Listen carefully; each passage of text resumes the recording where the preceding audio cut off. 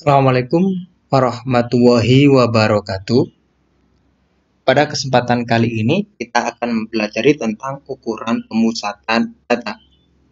Pada bab sebelumnya kita sudah belajar tentang tinjauan umum tentang statistik. Nah, pada bab ini nanti kita akan langsung ke ukuran pemusatan data. Sebenarnya ada hal penting yang harus diketahui tentang diagram. Tapi untuk diagram saya kira membaca sendiri sudah bisa. Ini ada bentuk diagram lingkaran, tabel, dan seterusnya. Ada namanya histogram, diagram batang, itu bisa dipelajari sendiri. Oke, ukuran pemusatan data itu merupakan bagian dari statistik deskriptif.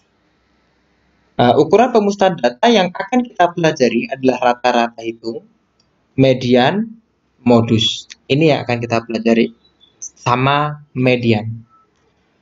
Ukuran pemusatan data itu disebut dengan rata-rata atau average, menunjukkan di mana suatu data memusat atau suatu kumpulan pengamatan memusat. Nah, berarti sebenarnya modus, median, dan rata-rata itu sebenarnya strategi untuk melihat pengukuran data itu memusat atau melompok pada data berapa. Seperti itu. Dengan demikian, ukuran pemusatan data adalah nilai tunggal yang mewakili semua data atau kumpulan pengamatan, dan nilai tersebut menunjukkan pusat dari data yang akan kita teliti. Yang pertama ini nanti kita akan bahas tentang data tunggal. Nah, kita batasi yang akan kita bahas ini adalah data tunggal terlebih dahulu. Ini untuk data tunggal rata-rata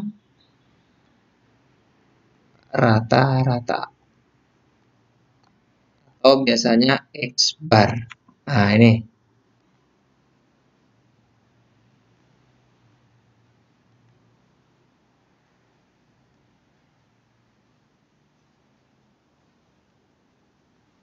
X bar itu sama saja dengan sigma XI ditambah dibagi dengan sigma F.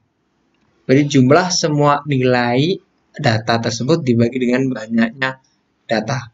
Itu untuk rata-rata. Nah, untuk modus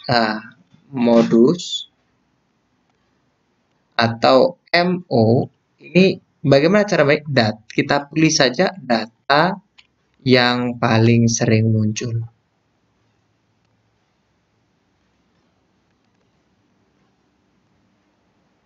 Nah, kalau data tunggal, ya kita cari saja data yang paling sering muncul di data berapa. Seperti itu. Kalau median atau ME itu nilai tengah. Data yang ada di urutan tengah. Atau kita tuliskan nilai tengah dari data. Nah, ini. Kalau nilai tengah ini nilai tengah setelah data diurutkan.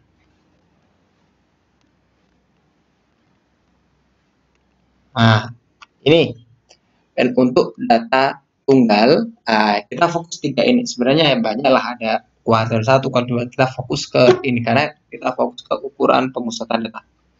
Oke, kita perhatikan contoh berikut ini. Dari contoh 1. Dari data 3, 5, 9, 10, 11, 2, 4, 6, 7, 8, dan 11. Tentukan mean, modus, dan media. Ini maksudnya adalah rata-rata. Ya, kita ganti rata-rata saja. Kalau mencari rata-rata, yang pertama X bar itu sama, ini rata-rata sama dengan sigma XI per sigma F, banyaknya data. Berarti dia ini apa? 3 tambah 5 tambah 9 tambah 10 tambah 11 tambah 2 tambah 4 tambah 6 tambah 7 tambah 8 dan tambah 11 dibagi dengan, ini ada berapa? 1, 2, 3, 4, 5, 6, 7, 8, 9, 10, 11. Berarti ada 11 data. Nah, ini ada berapa? Kita hitung. 3 ditambah 5, 8. Seperti itu. Kemudian kita lanjut. Ayo silakan dihitung. 3 tambah 5, 8. Kemudian ditambah lagi dengan 9, 17. Ditambah lagi dengan 10, berarti 27. Ditambah lagi dengan 11, 38. Ditambah lagi dengan 2. Ditambah lagi dengan 4. Ditambah lagi dengan 6. Ditambah lagi dengan 7. Ditambah lagi dengan 8. Ditambah lagi dengan 11. Berarti totalnya adalah 76. 76 ini nanti kita bagi dengan 11. 76 dibagi dengan 11 sama dengan berapa?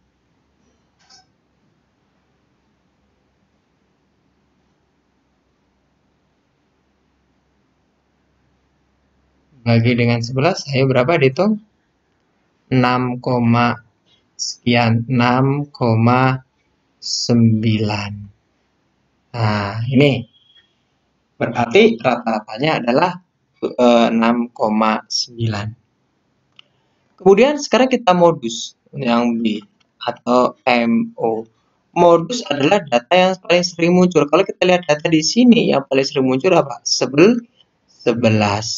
Berarti modusnya adalah 11 karena muncul 2 kali. Tuh. Bisa dipahami ya? Kemudian yang C kita median. Median adalah nilai tengah setelah data diurutkan. Maka langkahnya kita urutkan dulu. Ini yang paling kecil berapa? 2. Habis itu 3. Habis itu 4, 5, 6, 7, 8, 9, ada 10, kemudian 11 2 kali. Datanya ada berapa ya? 1, 2, 3, 4, 5, 6, 7, 8, 9, 10, 11. Oke, 11. Kalau datanya 11 ini kita lihat data 11 kan berarti gini. Ini 5, ini 5. Nilai tengahnya berarti di sini. Inilah median. Berarti berapa mediannya? Mediannya adalah 7. Oke. Bisa dipahami ya untuk data tunggal.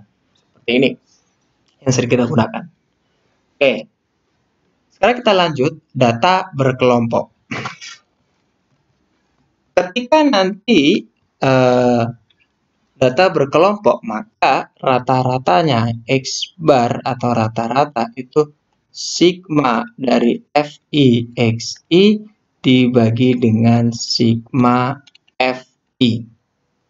Berarti di sini berarti apa? Frekuensi dikalikan nilai tengah dibagi dengan jumlah frekuensi total. Ini untuk rata-rata. Nah, data berkelompok untuk modus bagaimana? Untuk modus itu sama saja dengan tepi bawah kelas modus ditambah dengan D1 per D1 plus D2 dikalikan dengan C atau panjang kelas. Ini untuk modus. TBI ini namanya tepi bawah kelas modus. D1 selisih frekuensi kelas modus dengan kelas sebelumnya. Untuk D2 adalah selisih kelas modus dengan kelas setelahnya. Dan untuk C adalah panjang kelas atau panjang interval. Nanti kita akan bahas tuntas.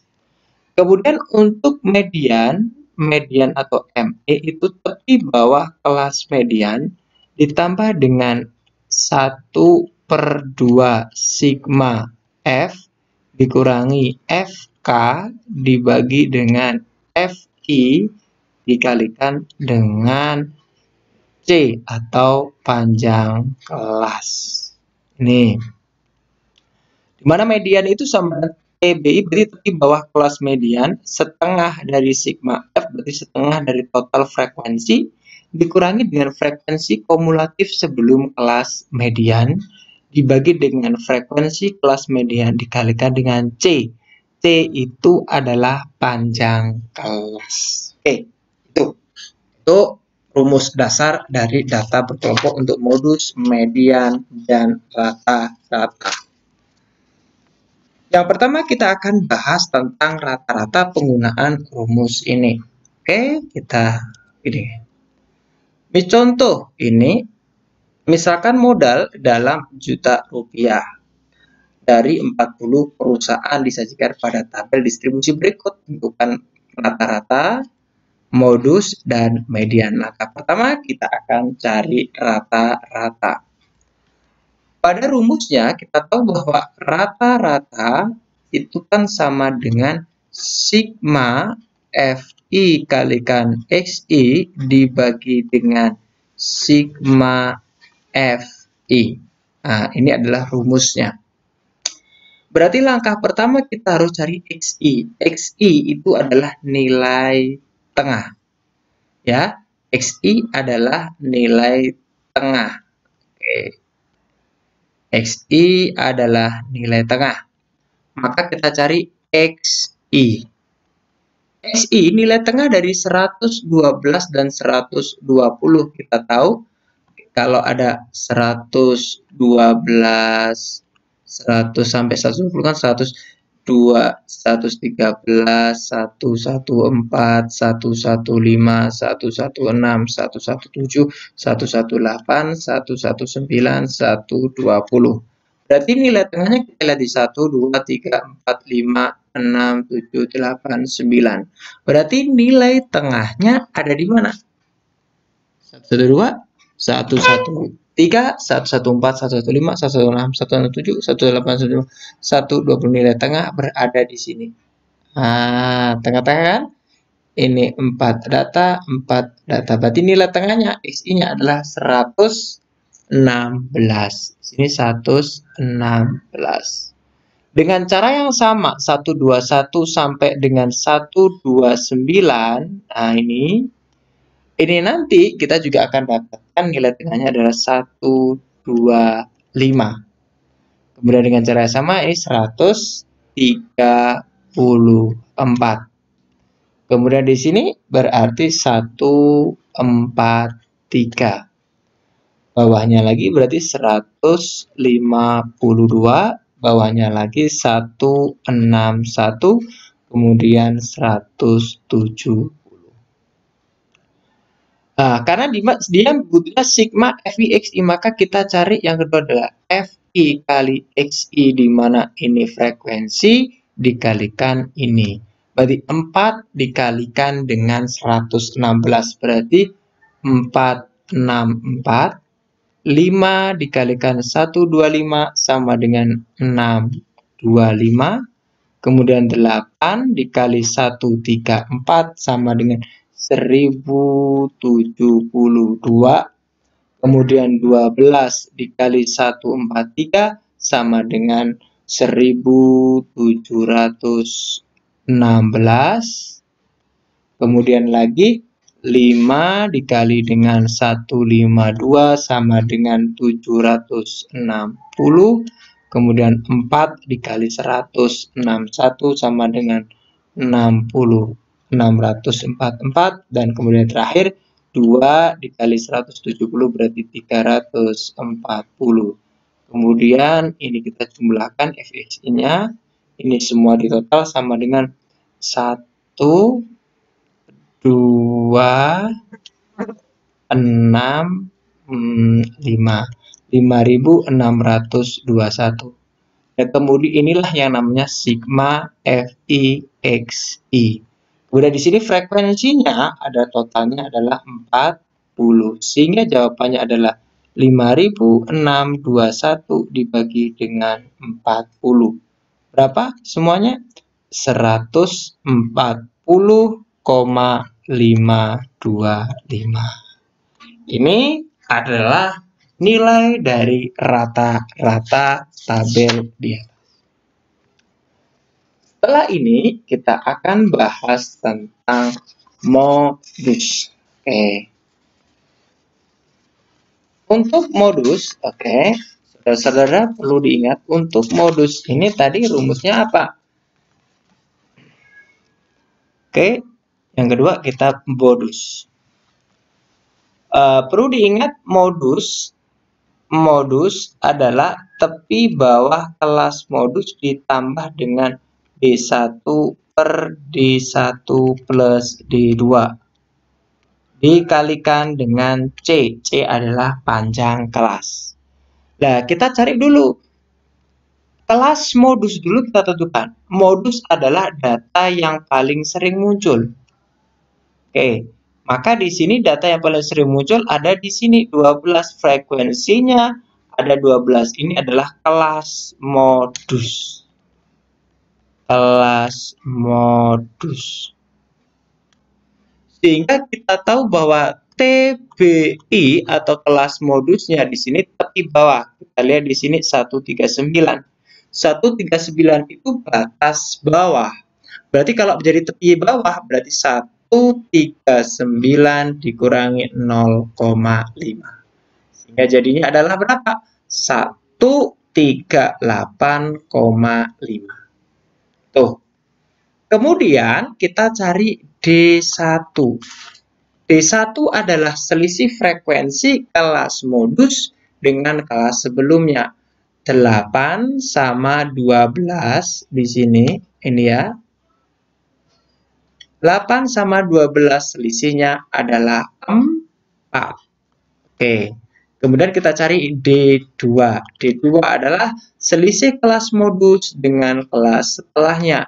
12 dengan 5 selisihnya adalah 7. Maka kita dapat D1, dapat D2. Sekarang kita cari yang namanya C.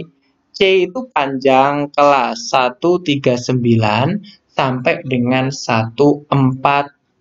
Ada berapa angka? 139, 140, 141, 142, 143, 144, 145, 146, 147. Berarti C-nya ada 9. Oke. Sehingga kita bisa tulis langsung bahwa ini berarti kita tulis bahwa modus sama dengan tepi bawahnya adalah 138,5 plus kurung D1-nya adalah 4 per 4 plus 7. Karena D2 C-nya 9. Sehingga bisa kita hitung di sini 138,5 plus, kita tahu 4 kali 9 di sini 36 per 11. Sehingga jawabannya 138,5 plus 36 dibagi 11 sama dengan 3,27. Sehingga jawabannya adalah 141,77. Ini merupakan nilai dari modus data tersebut. Oke. Kemudian yang ketiga, kita akan bahas tentang median. Rumus median tadi tepi bawah kelas median ditambah dengan 1/2 sigma Fi min Fk per Fi dikalikan dengan panjang kelas. Sebelum kita tahu kelas median, kita tentukan dulu frekuensi totalnya adalah 40. Kalau 4 data, 40 dibagi 2 kan 20 data bawah, 20 data atas. Maka datanya ada di data ke-20, antara data 20 dan 21. Kita lihat, 4 ditambah 5 itu kan 9. 9 ditambah 8 adalah 17. 17 tambah 12. Berarti data ke-20 dan 21 terletak di kelas ini. Nah, maka di sini kita simpulkan bahwa kelas median berada di kelas ini. Namanya kelas median.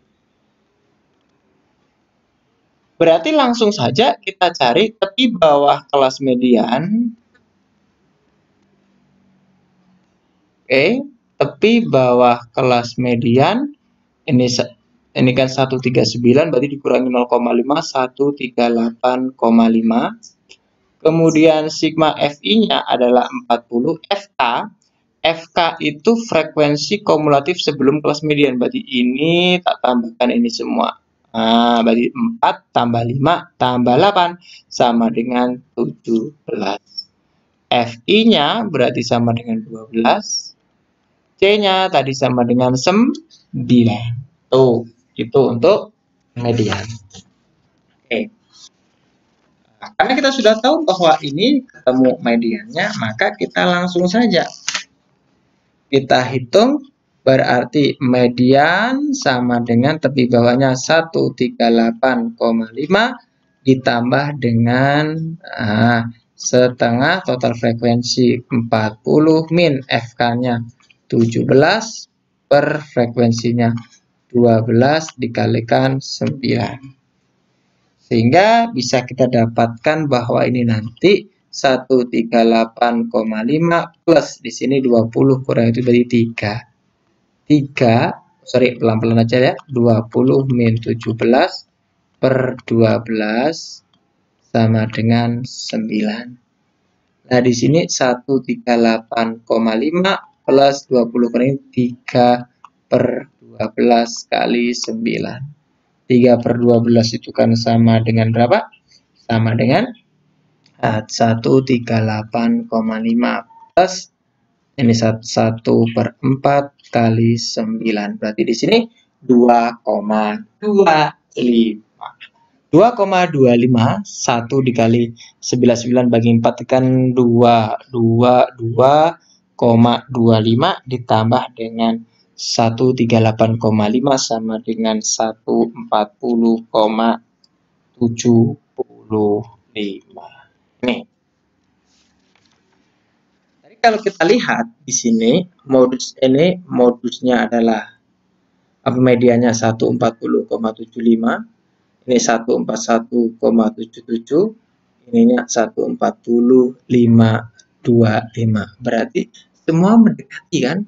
Berarti modus medianya 140, 141 dan ini kan antara indah ini. Berarti memusat di sini. Ini adalah modus median, mirip kan? Itu. Apakah ini selesai? Belum. Dalam ini tadi modus median dan lain-lain ketemu seperti ini. Lah, hubungan empiris antara nilai rata-rata, median dan modus itu apa? Ini. Hubungan simetrisnya antara rata-rata, modus dan median begini. Kita lihat di sini. Ketika nanti begini. Hubungan nanti itu akan terlihat pada kesimetrian kurva, ya. Kurva. Berarti begini. Ketika modus median dan rata-ratanya itu sama, nanti kurva yang akan ditimbulkan itu seperti ini. Ketika rata-rata, modus, dan median itu nanti sama, maka kurva yang dibentuk oleh data tersebut berbentuk lonteng. Nah, dia simetri.